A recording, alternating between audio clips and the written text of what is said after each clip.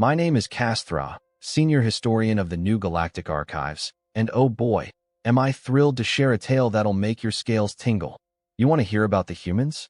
Well, grab a seat, young ones, and hold on to your tentacles. This isn't some dusty lecture. This is the jaw-dropping saga of how the most underestimated species in the galaxy turned the tables and left everyone else looking like they were still banging rocks together in caves. Can you imagine that? The sheer audacity of it all. Picture this. The Galactic Council, those self-important, water-filled windbags, lounging in their glittering crystalline towers on Centauri Prime, acting like they had the whole universe figured out. They were calling the shots for thousands of species across millions of worlds. Pretty smug, right? And then, boom, they stumbled across the humans. My students always gasp. How could anyone underestimate the humans? Everybody knows they're, well, you know. But I stopped them dead in their tracks because, oh, that's the juiciest part of this story. The Council, in all their so-called infinite wisdom, insert a dramatic eye roll here, slapped the label manageable on Earth when they first found it. Manageable. Can you believe the nerve? A death world, and they called it manageable. They peeked at the humans' clunky fusion drives, their adorably outdated planetary defenses, their tiny colonial outposts, and smirked. Oh, how precious, they cooed. Look at them, trying to be a space-faring civilization. The Council treated them like kids playing dress-up, patronizing them at every turn. No, dear humans, you can't build colonies there. You'll upset the local wildlife, they'd scold, while the Vurian Empire was out there strip-mining entire star systems like it was no big deal. Oh, and don't forget to register that ship design with us first, they'd nag, while the Zenth Collective was churning out planet-cracking warships. The hypocrisy. It's enough to make your gills flare. I was there, you know, at one of those early council sessions, and let me tell you, it was something else. Ambassador Chan from Earth just sat there, smiling so politely, while High Counselor Zax droned on about responsible species management. That smile, by the void, if only we'd known what it was hiding. Everyone kept saying afterward, but they seemed so nice. So pleasant, so agreeable, so downright accommodating. The humans took every restriction, every regulation, every condescending pat on the head with those mysterious, unshakable smiles. Didn't they ever get mad? What was behind those grins? When their mining rights were slashed, they didn't throw a fit. When their terraforming requests were shot down, they didn't whine. They just smiled and found a way to keep going. The Council, in their arrogance, thought this meant the humans were happy to stay in their lane. They even patted themselves on the back, bragging about how they'd successfully integrated a Death World species into galactic society. Oh, if only they'd cracked open a human history book. If only they'd squinted a little harder at those smiles. Because here's the kicker, young ones. Humans aren't patient forever. Their politeness isn't weakness, and those smiles, they weren't submission. They were warnings, flashing red lights that the Council was too blind to see. The real trouble kicked off in Standard Cycle 2847, and let me tell you, I can still feel the tension in my dorsal ridges just thinking about it. The Council chambers were stuffier than a Vurian swamp that day, packed with pompous dignitaries and their buzzing assistants. High Counselor Zax, that insufferable gasbag, strutted up to the central podium like he owned the place.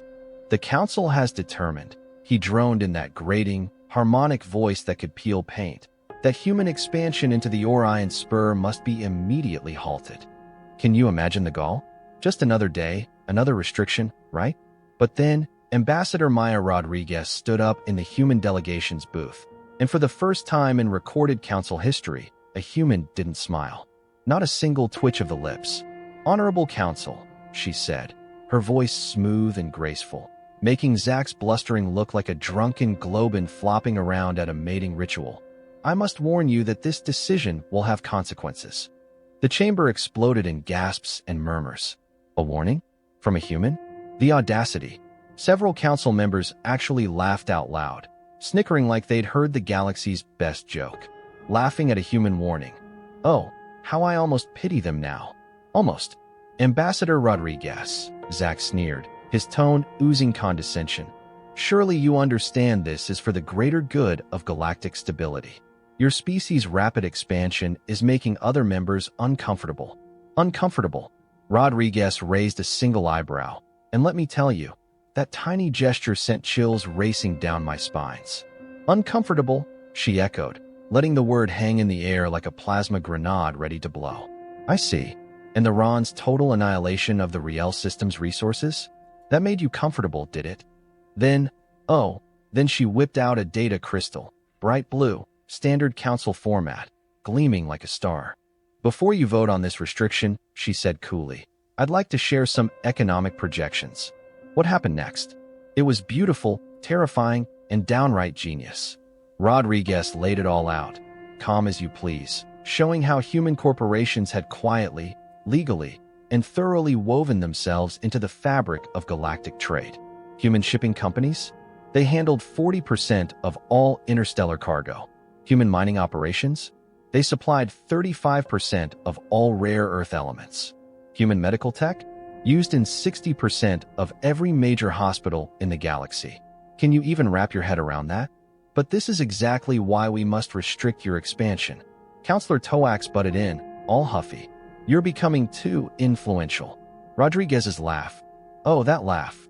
It wasn't cruel or angry. It was the kind you give when a kid swears the sky's green and expects you to agree. Honorable Council, she said, her voice steady as a neutron star. You're missing the point. I'm not bragging. I'm explaining why restricting human expansion would tank galactic economic productivity by 47% overnight.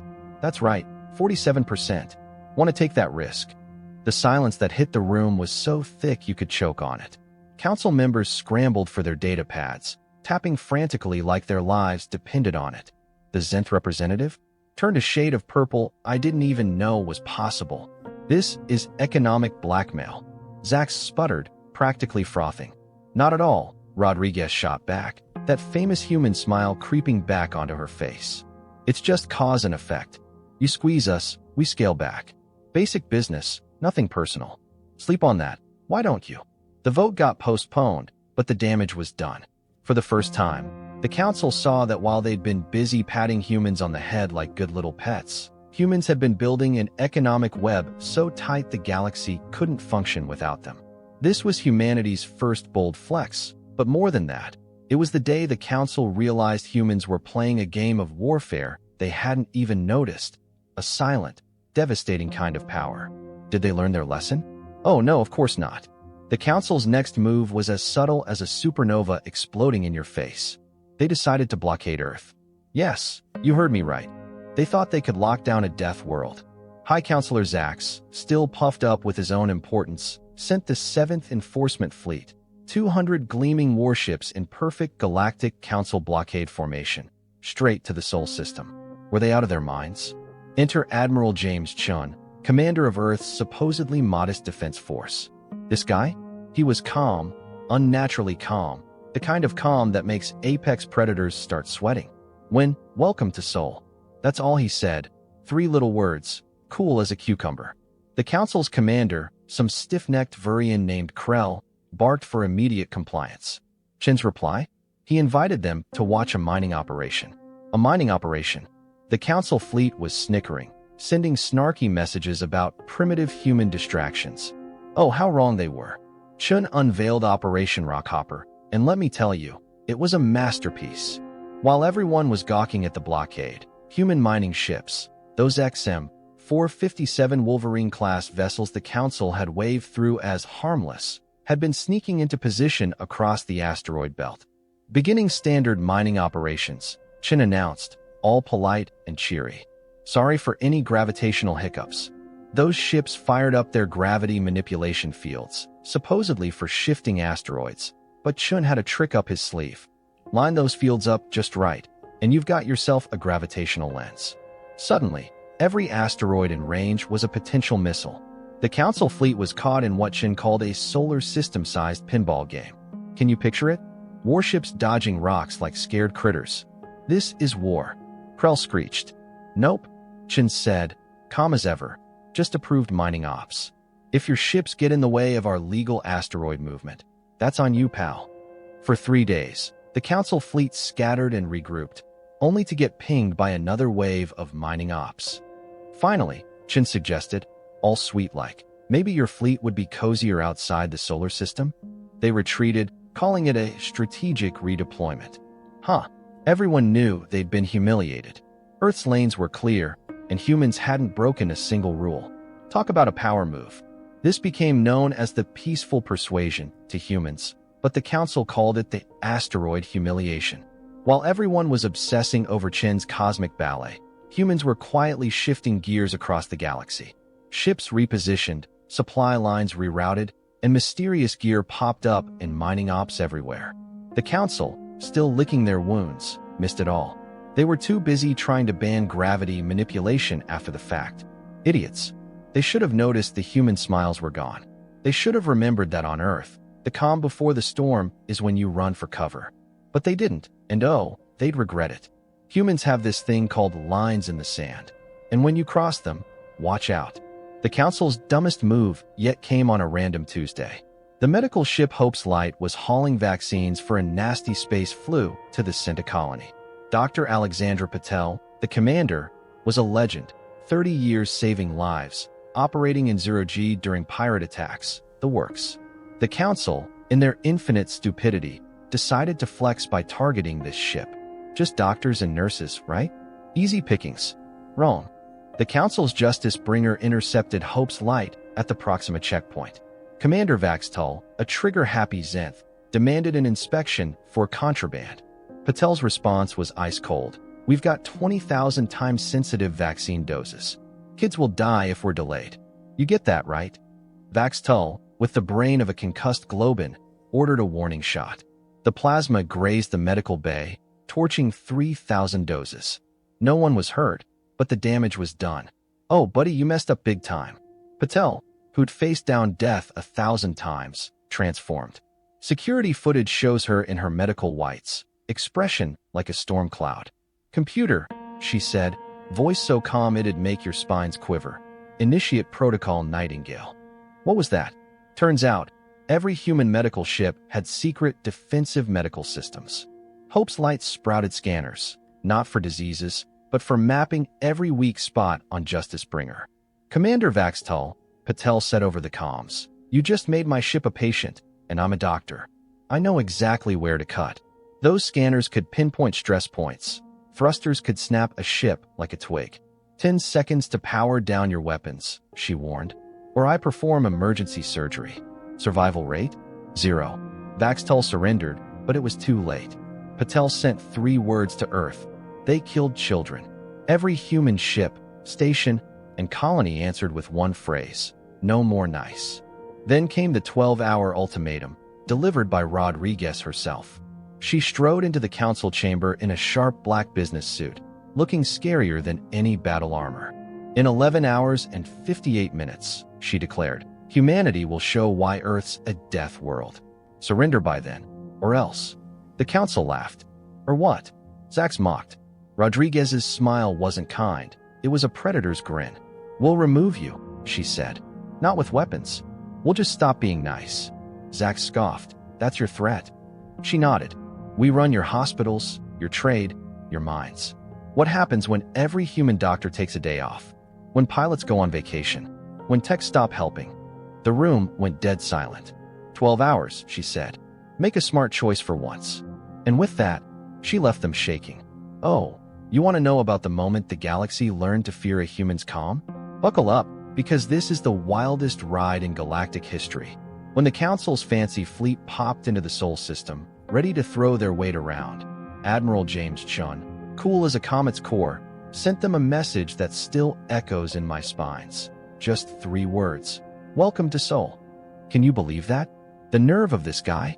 The Council's commander, a snooty Vurian named Krell, puffed up like a star about to go nova and demanded instant human obedience. Chin's response? He invited them to watch a mining operation. A mining operation. The Council fleet was snickering, swapping smug messages about primitive human tricks. Oh, how they were about to eat those words.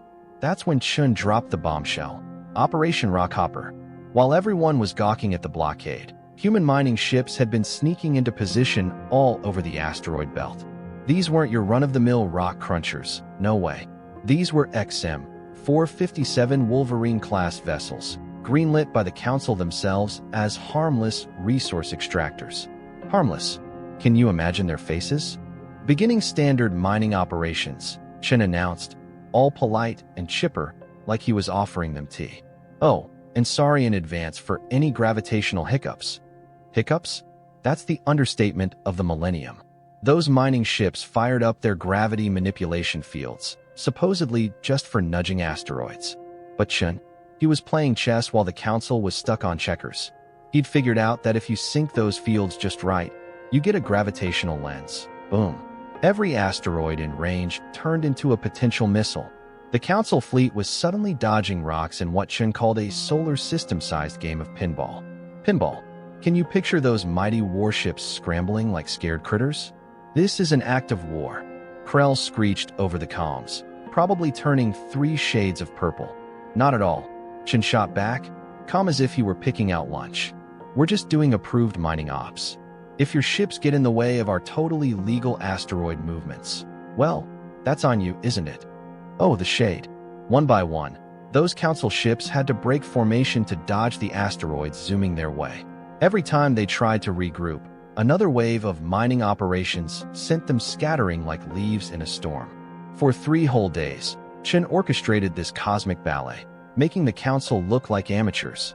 Finally, he leaned into the comms, all sweet and reasonable, and said, maybe your fleet would be more comfortable watching from, say, outside the solar system? Outside the solar system. The council fleet slunk away, calling it a strategic redeployment. Strategic, my foot. Everyone knew they'd been humiliated, and Earth's orbital lanes were clear as day. The best part? Humanity didn't break a single council rule. Not one. How's that for a power move? Humans called this the peaceful persuasion. But to the council species, it was the asteroid humiliation. And oh, did it sting. While everyone was buzzing about Chen's genius passive-aggressive display, humans were quietly pulling strings across the galaxy. Ships were slipping into new positions, supply lines were rerouted, and thousands of mining operations started installing mysterious equipment. Mysterious. What were they up to? The council, still nursing their bruised egos from the blockade flop, didn't notice a thing. They were too busy trying to slap a weapon label on gravity manipulation after the fact. Can you believe the desperation?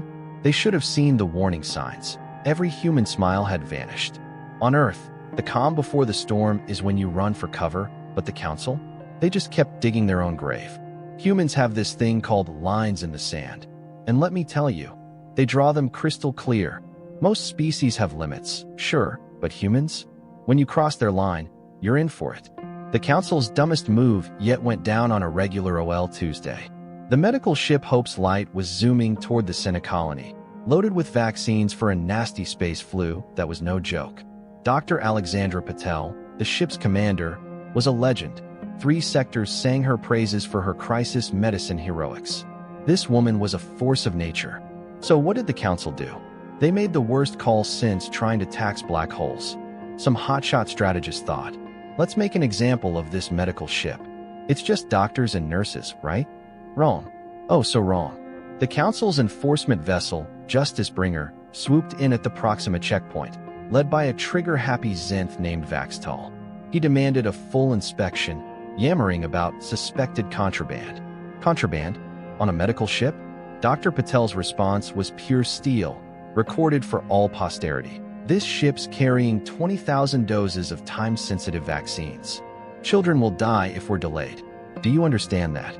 Clear as a bell, right? But Vaxtal, with the smarts of a concussed Globin, ordered a warning shot. A warning shot.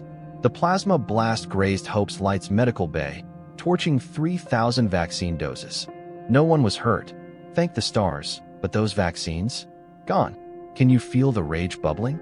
Dr. Alexandra Patel was no ordinary doctor. For 30 years, she'd been saving lives across the galaxy, treating species that could end her with a sneeze, performing surgeries in 0G while pirates attacked. Her patience was legendary, but that day, something snapped. Security footage shows her at her command console, still in her crisp medical whites. But her face. Oh, that face. It's what we now call the look, and it's enough to make your survival instincts scream. Computer, she said, her voice so calm it could freeze a supernova. Initiate Protocol Nightingale. Protocol Nightingale? What in the cosmos was that? Turns out, every human medical ship had a secret up its sleeve. Not weapons, but what Patel called defensive medical systems. Hope's Light's hull suddenly bristled with what looked like standard medical scanners. But these weren't checking for sniffles. They were mapping every weak spot, every crack, every fatal flaw in Justice Bringer's design. Commander Vaxtull, Patel's voice sliced through the comms like a scalpel. Let me put this in medical terms. You just made my ship a patient, and I'm a doctor. I know exactly where to operate. Those scanners could pinpoint stress points with surgical precision, and the ship's thrusters? Calibrated to create pressure waves that could snap a vessel like a twig. Can you even imagine the panic on that council ship? You've got 10 seconds to power down your weapon. NS, Patel declared, cool as ice. After that, I'll have to perform emergency surgery on your ship. Fair warning, the survival rate's exactly 0%. 10 seconds. Vaxtull surrendered faster than you can blink. A smart move, but way too late. Patel sent a message to Earth, just 3 words that hit like a meteor. They killed children. Killed children. The galaxy froze. Every human ship, station, and colony answered at once, broadcasting one chilling phrase on every frequency. No more nice. No more nice. Can you feel the weight of those words? Then came the 12-hour ultimatum. And let me tell you, it was a moment I'll never forget. Ambassador Maya Rodriguez marched into the council chamber, ditching her usual diplomatic robes for a sleek, black business suit that screamed power. It was scarier than any battle armor. In 11 hours and 58 minutes, she announced, her voice steady as a pulsar. Humanity will show why Earth's called a death world. You've got until then to surrender unconditionally. The council laughed. And if we refuse? High Counselor Zach sneered, all smug. Rodriguez's smile wasn't the polite one, not the patient one. It was something new, something that made my instincts want to dive into the nearest planet's core. Then we'll remove the council, she said. Simple as that. Not with warships, not with weapons. We'll just stop being nice. Stop being nice. Zax mocked her. That's your big threat. Rodriguez didn't flinch. We've spent years building your hospitals, running your trade routes, mining your resources, fixing your ships. Tell me, Counselor, what happens when every human doctor takes a sick day? When every pilot decides it's vacation time? When every technician just stops helping? The room went so quiet you could hear a pin drop across the galaxy. What would they do without humans holding it all together? The council was about to find out, and oh, they were not ready. The council chamber fell so silent you could hear a meteorite drop across the galaxy. 12 hours, Ambassador Maya Rodriguez repeated, her voice like a blade slicing through the tension.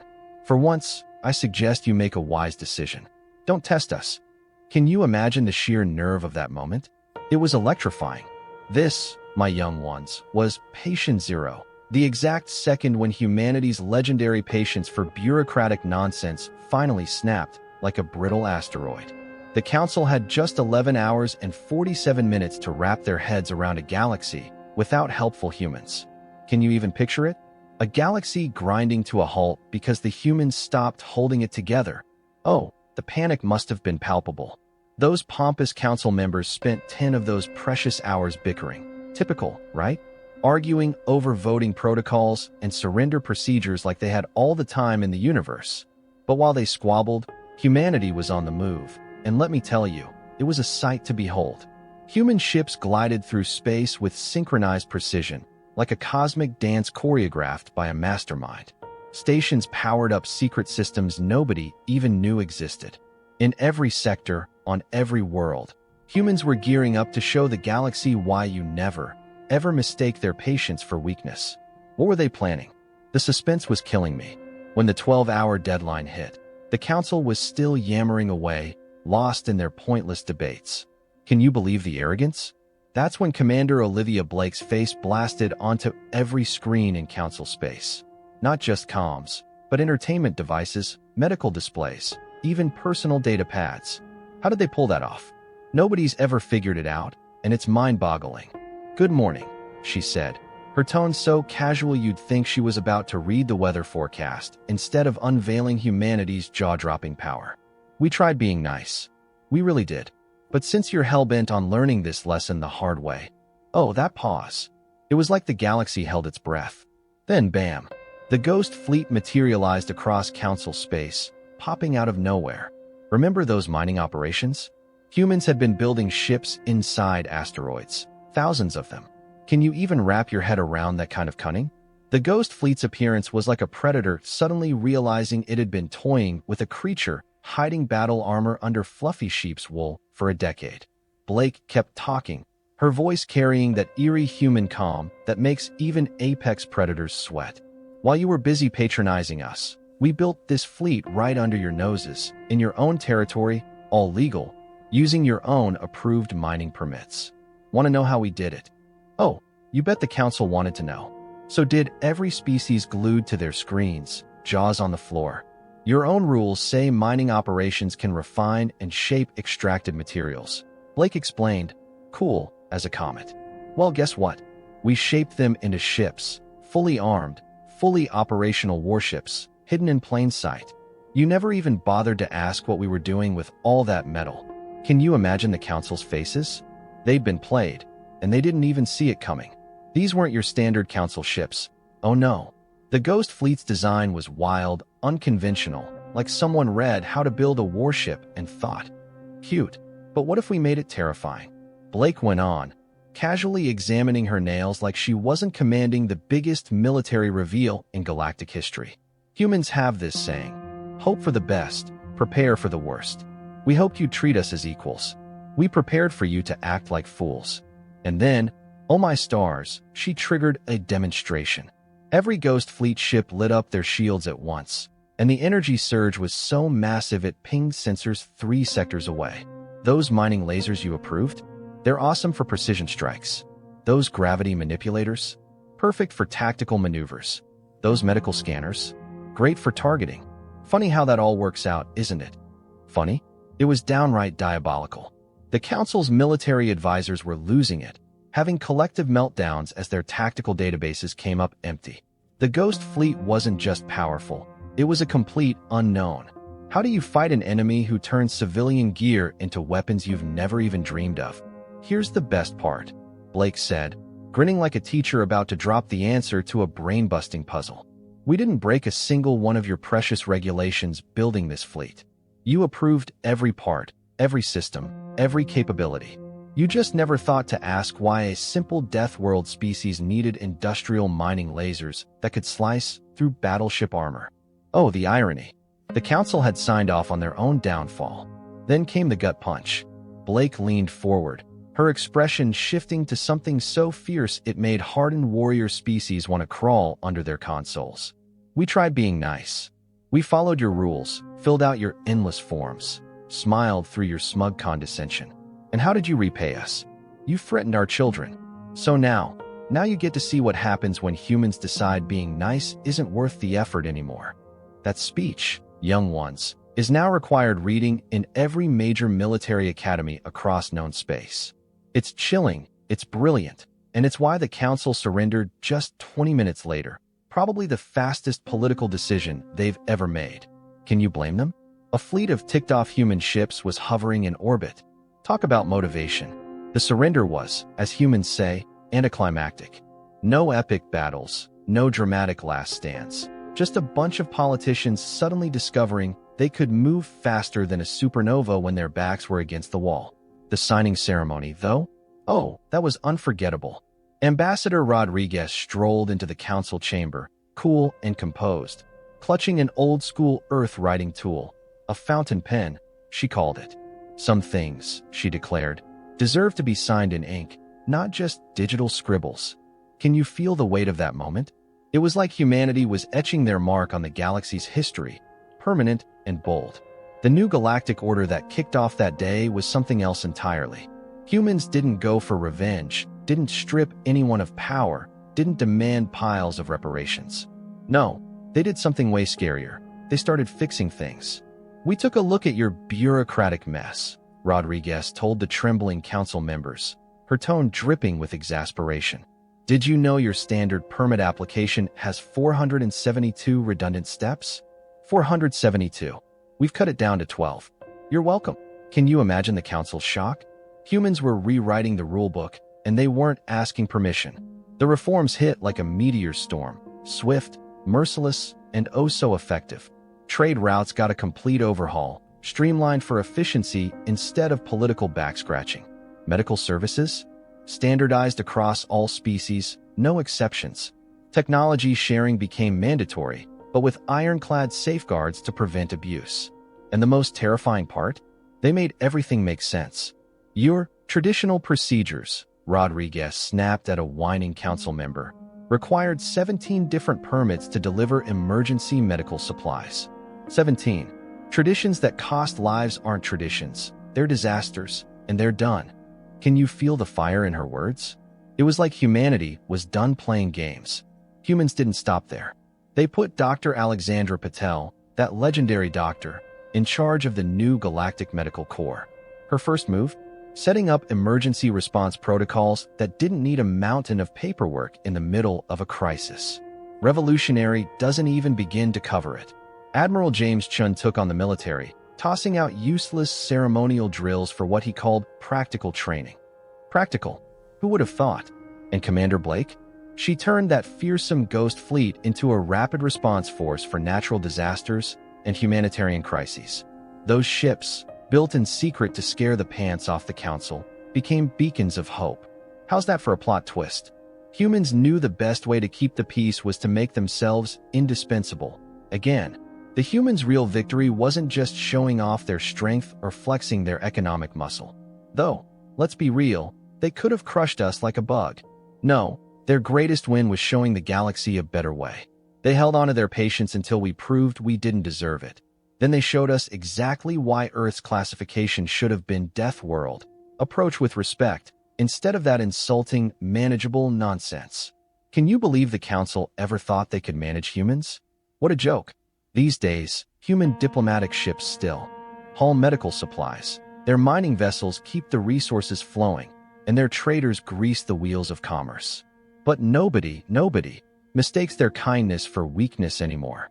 The memory of what happened when humanity's patience ran dry is seared into every species' mind. The humans have this saying: kindness should never be mistaken for weakness. Oh, did the galaxy learn that lesson the hard way? That's why every species still whispers stories about the day the Deathworlders decided to stop being nice. It's why every council chamber now has a small plaque that reads, "Patience is a virtue. Human patience is a warning." And let me tell you, that warning hits like a plasma bolt.